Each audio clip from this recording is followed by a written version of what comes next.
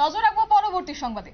নবান্নের বৈঠক ভেস্তে যাওয়ার পর এবার ডাক্তারদের ধর্ণা মঞ্চে এবার মমতা কার্যত আজ স্বাস্থ্য ভবনে বিক্ষোভকারীদের কাছে গিয়েছেন বাংলার মুখ্যমন্ত্রী মমতা বন্দ্যোপাধ্যায়। তাহলে কি সত্যি এবার সেই অচলাবস্থা কাটতে চলেছে? স্বাস্থ্য ভবনের উপর কি এবার ভরসা রাখতে পারবেন ডাক্তাররা? কি রয়েছে বিস্তারিত শুনবো। আমাদের সঙ্গে রয়েছে আমাদের প্রতিনিধি শুভেন্দু সরকার। শুভেন্দু, ইতিমধ্যেই যে খবর আমরা পাচ্ছি যে বাংলার মুখ্যমন্ত্রী মমতা বন্দ্যোপাধ্যায় তিনি গিয়েছেন বিক্ষোভকারী ডাক্তারদের সঙ্গে কথা বলতে। ঠিক কি বলেছেন তিনি, কি রয়েছে বিস্তারিত বিষয়? শতাব্দী, প্রথমত যে বৈঠক হওয়ার কথা ছিল নবান্নে মুখ্যমন্ত্রীর সঙ্গে জুনিয়র ডাক্তারদের, সেই বৈঠক কিন্তু রীতিমতো ভেস্তে গিয়েছিল। সেই বৈঠক হতে পারেনি কারণ ডাক্তারদের সমস্ত শর্ত মানেননি মুখ্যমন্ত্রী এবং ডাক্তারদের যে শর্তগুলি ছিল, প্রথমত লাইভ স্ট্রিমিং, সেই লাইভ স্ট্রিমিং এর শর্ত মানেননি মুখ্যমন্ত্রী, যে কারণে কিন্তু সে সময় তোমার বৈঠক হয়নি এবং তারপর থেকে ডাক্তাররা পুনরায় ধর্ণা মঞ্চে ফিরে এসেছিলেন।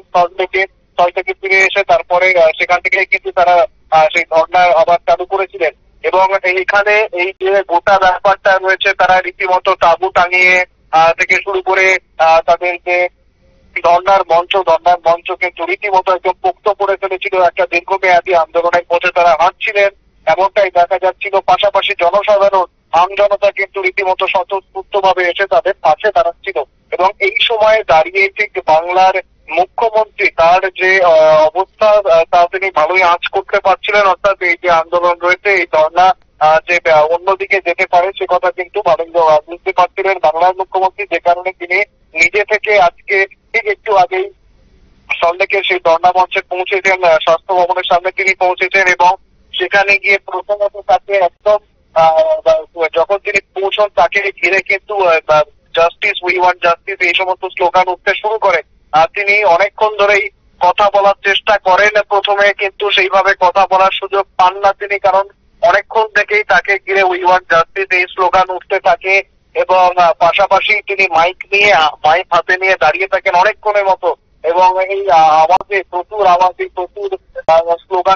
স্লোগানিং এর মাঝখানে তিনি কিছু বলে উঠতে পারেন না। তবে বেশ কয়েকটি কথা শোনা যায়, যে যেমন তিনি জানাচ্ছেন যে তিনি যেটা জানিয়েছেন যে তারা এই যে ডাক্তারদের কিন্তু রীতিমতো কর্মবিরতি প্রত্যাহারের জন্য আবারও আবেদন জানাচ্ছেন।